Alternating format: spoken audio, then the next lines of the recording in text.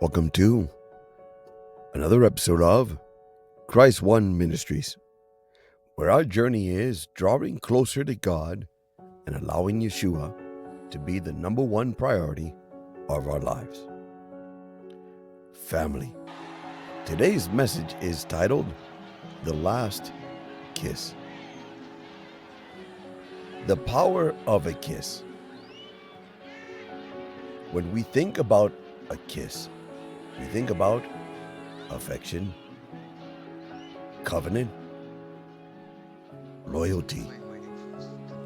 But in Scripture, a kiss can also be betrayal. The Bible mentions kiss 20 times, kissed 26 times, kisses 2 times. It's not about how many times you kiss somebody. It's about how you deliver the kiss. In Genesis chapter 27, verse 26, Isaac kissed Jacob and passed a blessing. 2 Samuel chapter 14, verse 33, David kissed Absalom. Reconciliation.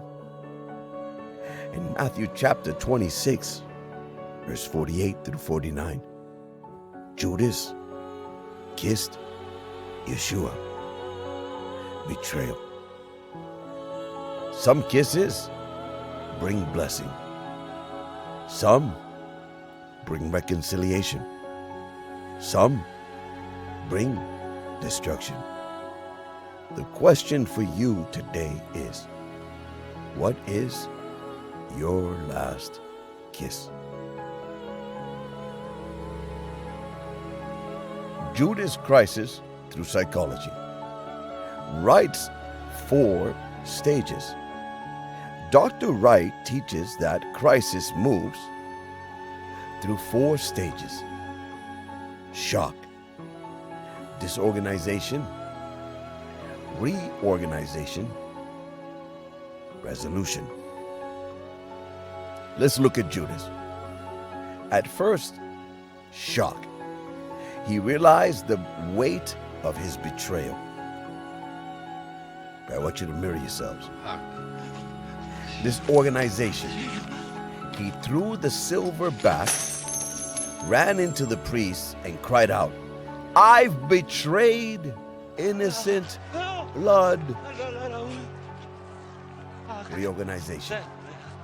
Peter reorganized after his denial. Judas could not. He stayed stuck. Resolution. Peter was restored. Judas ended in destruction. Psychology explains the breakdown of the mind. Scripture explains the condition of the soul. Let's go by spiritual insight. Let's go Scripture.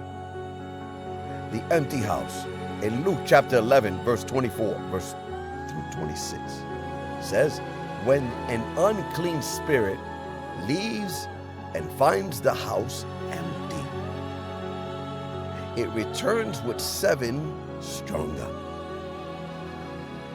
I remember my mama said this, testified and preached, sent by the Spirit of God. And this is the same parable she gave me when I was thinking about reorganizing my own life. That was Judas though. After betrayal, after guilt, Judas was tormented. He didn't run back to Christ. He ran to death.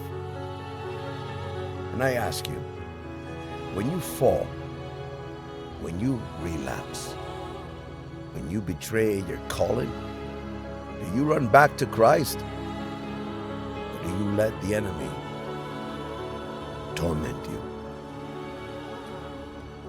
Contrast with Job. Endurance versus betrayal. Job didn't betray God. He was tested. The enemy thought Job would curse God. Job endured. Judas collapsed. Job persevered. So the question is, in your crisis, do you betray God or do you endure? Matrix connection. Modern parable. Even Hollywood can't hide the gospel. The Matrix is the story of Yeshua and his disciples. If you knew that, I applaud you. Neo is the one, the Christ figure. Why do you think I call here my ministry Christ One Ministries? He is the one. He's number one in my life. He won on the cross. He is the one. Trinity is the Holy Spirit, guiding, comforting, empowering. Morpheus is like John the Baptist, preparing the way. Cypher is Judas. He betrayed the team for a stake in the system. I'll let that sit with you. Selah. I know this stake doesn't exist. This is not just cinema. It's prophecy in disguise. The Matrix shows us that betrayal always comes when the world looks tastier than the fruit, than the truth. Don't trade eternal life for a temporary stake. Don't give Yeshua your last kiss of betrayal.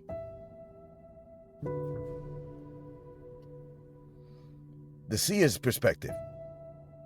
Family, let me speak from my own heart for a moment. Like many of you, I've been kissed with betrayal.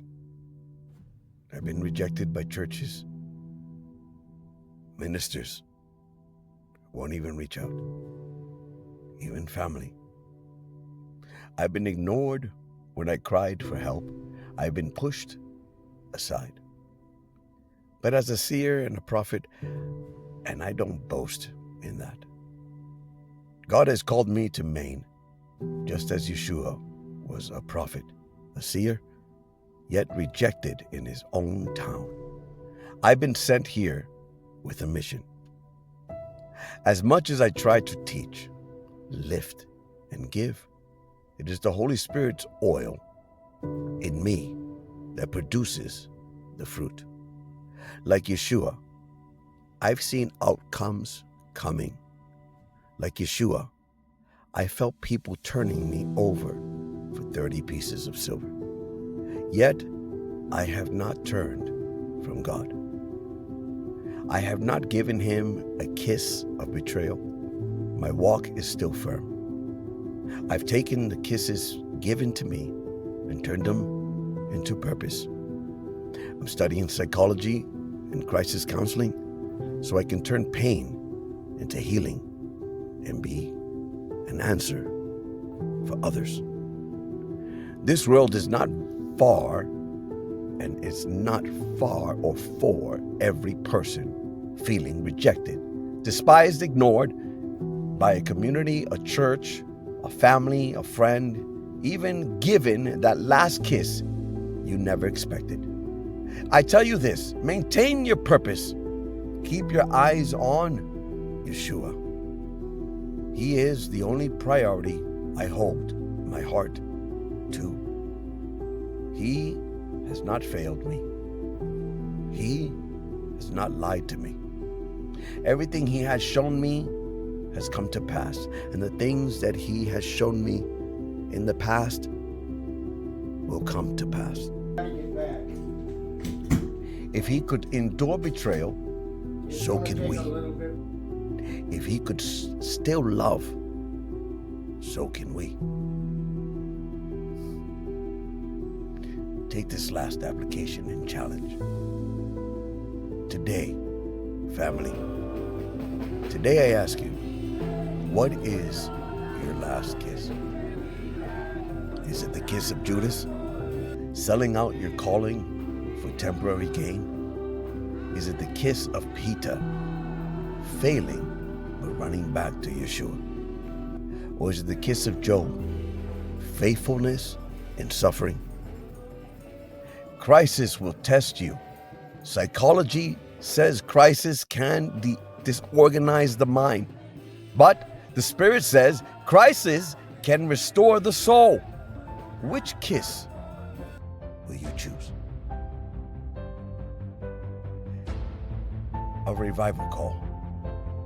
Beloved, Yeshua took Judas's kiss of betrayal and still went to the cross. That kiss became salvation for the world. Don't let your last kiss toward him be betrayal. Let it be worship. Let it be praise. Let it be loyalty. Let it be surrender. Besides, because with Yeshua, even when betrayed, still choose love. He still chose the cross. He still chose you. He still chose love. If you've been given the last kiss, how will you react? Like Judas? Like Peter? Or like Yeshua? Let this be revival. Let this draw you closer to God, to Yeshua, to the Ruach. Amen. Thank you for watching another episode of Christ One Ministries, where our journey is getting closer to God, allowing Yeshua to be the #1 priority of our lives. Stay tuned for our next episode.